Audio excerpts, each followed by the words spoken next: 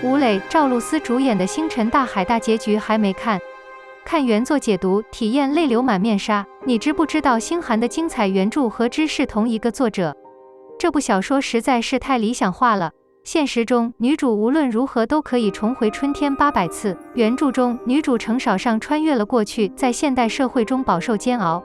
虽然现在程家的父母对她很好，但程少上的性格还是很现实的。就他的感情而言，这可能只是一种可利用的资源，所以在穿越后没多久，他就和楼瑶订婚了。楼瑶听话、上进，家境不错，他是程少上理想的结婚对象。他的订婚速度很快，让凌不朵措手不及。起初，程少商和家人一起去登试的时候，他和凌不朵在街上对视了一会儿。当然，这只是凌不朵的想法，程少商对他有好感。但是程少商这边因为有一个转灯挡住了凌不朵的脸，所以他并没有真正看到凌不朵的样子。后来万家碰面，凌不多将程少上从马背上救了下来，然后前往后面程少上有危险的划线城郊，凌不多带兵营救。凌不怀疑一切都是缘分，可没想到程少商回来的时候竟然要嫁给楼瑶了。那个时候凌不多大概是在忍气吞声，想要分手。可还没等男主出手，楼瑶就被道德绑架嫁给了别人，程少商只好与楼瑶解除婚约。凌不多见机会来了，次日便求圣人赐婚。凌不朵虽然很好看，但程少商觉得凌不朵不适合结婚，所以没有答应。但凌不度是皇上的养子，官职很高，皇上非常宠爱他。于是皇帝对程少商进行了思想教育，再加上凌不多的不懈追求，程少商终于让程少商爱上他，依赖他，信任他。可谁能想到，距离结婚还有3天的时间，凌不多竟然暗中出兵，突袭了他父亲的家。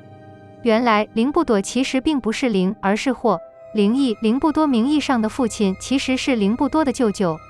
当时他的父亲因与敌人勾结而被杀，但没有任何证据。看到凌毅的力量在逐渐增强，凌不轩心里着急了。恨终究盖过了爱，所以凌不朵是带着一颗凡人的心来做这件事的。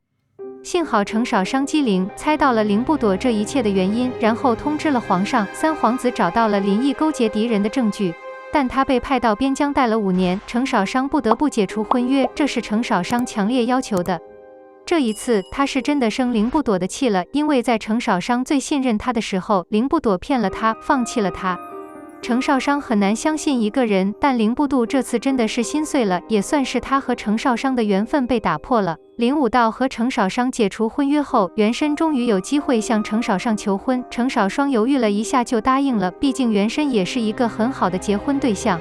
没想到凌不朵提前从国外回来了，上一秒他说要忘记他，下一秒他告诉程少商和原身分手，留在他身边。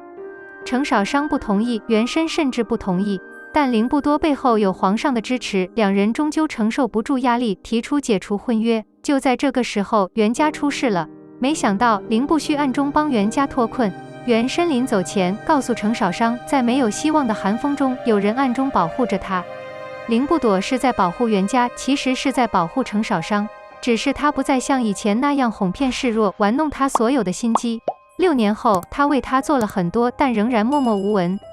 终于，一个机缘巧合，程少上在离开北京的路上遇到了伏击，凌不多立即带兵救援。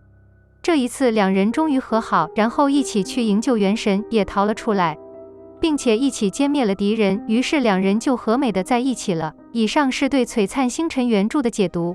这部回忆杀你看够了吗？我觉得和原著电视剧相比，女主性格确实有一点差别，但是对呈现的效果没有任何影响。你觉得原著的内容在剧里有什么不同吗？